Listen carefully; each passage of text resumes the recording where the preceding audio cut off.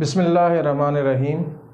Punctuation rules में हम पढ़ रहे हैं बेसिक चीज़ें, और ये पंक्चुएशन रूल्स जो हैं ये these are meant for the students who are in class 1 to 8। जो क्लास 1 से 8 तक की इंग्लिश पढ़ रहे हैं उनके लिए जो बेसिक रूल हैं उनमें उनको हमने क्लास वाइज डिस्कस किया था। तो आज हम रूल नंबर 5 पढ़ रहे हैं। उसमें हमें पता है कि जो apostrophes they are used for contractions are to show possessions. कि अपॉस्ट्रोफी जो है यूज़ जहाँ की जाती हैं वो दो प्लेसेस हैं, एक तो है कंट्रैक्शंस में और दूसरा पोजेशंस में। जैसे मैंने आपको प्रीवियस लेक्चर में बताया था कि हमारे यहाँ दो वर्ड यूज़ किए जाते हैं। इसको हम अपॉस्ट्रोफी कहते हैं जब ये किसी भी अल्फ़ाबेट के ऊपर, फ़र्ज़ कर ए के ऊपर लगा दे तो ये अपॉस्ट्रोफी है, और इसके बाद साथ अगर एस लगा दे तो इसे हम कहते हैं अपॉस्ट्रोफी एस। आम तौर पर इसमें कन्फ्यूजन पाई जाती है कि जैसे ही अपॉस्ट्रोफी का नाम लेते हैं तो वो इन दोनों वो स्टूडेंट यही समझते हैं कि कामा भी लगाना है, एस भी डालना है।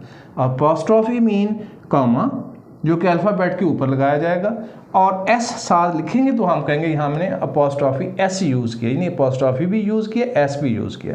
तो यहाँ बात इस एस की नहीं हो रही, बात हो रही अपॉस्ट्रोफी की। अपॉस्ट्रोफी कहाँ पे यूज़ हो रहा है? कंट्रैक्शंस में यूज़ हो रहा है या फिर जो है पोजेशंस में यूज़ हो रहा है। देखते हैं जिधर चलें।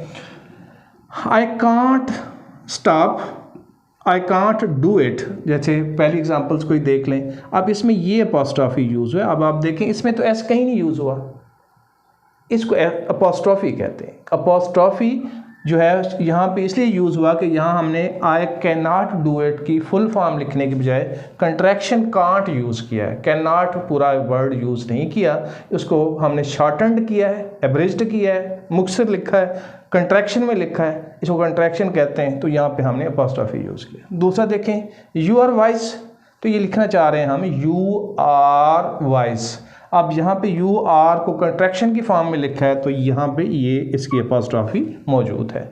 इसी तरीके से he is in bad mood, आज उसका मूड अच्छा नहीं है, he is in bad mood. तो अब यहाँ पे ही इज़ को कंट्रैक्शन की फॉर्म में लिखा तो he is in bad mood, यहाँ पे ये अपॉस्ट्रोफी मौजूद है। तो यहाँ दो बातें हुई थी कि जी अपॉस्ट्रोफी यूज़ होता है कंट्रैक्शंस में, उसकी एग्जांपल्स आपके सामने मौजूद हैं, और या फिर यूज़ होता है पोजेशन में। पोजेशन में किस तरह यूज़ होता है ये देखें। Ahmed writing is good, Ayesha's doll is beautiful. यहाँ पे आप देख लें ये अपॉस्ट्रोफी भी यूज़ हुआ, एस भी यूज़ हुआ, यहाँ पे अपॉस्ट्रोफी भी यूज़ हुआ, एस भी यूज़ हुआ। नेहास स्कूल इज़ नियर, नेहा का स्कूल जो है वो करीब ही है, यहाँ पे यूज़ हुआ। तो आप एक बात का अंदाज़ा लगाते होंगे कि पोजेशन शो करने के लिए, किसकी पोजेशन शो करने के लिए अपॉस्ट्रोफी एस यूज़ करेंगे हम, जो कि लिविंग पर्सन होगा उसके लिए।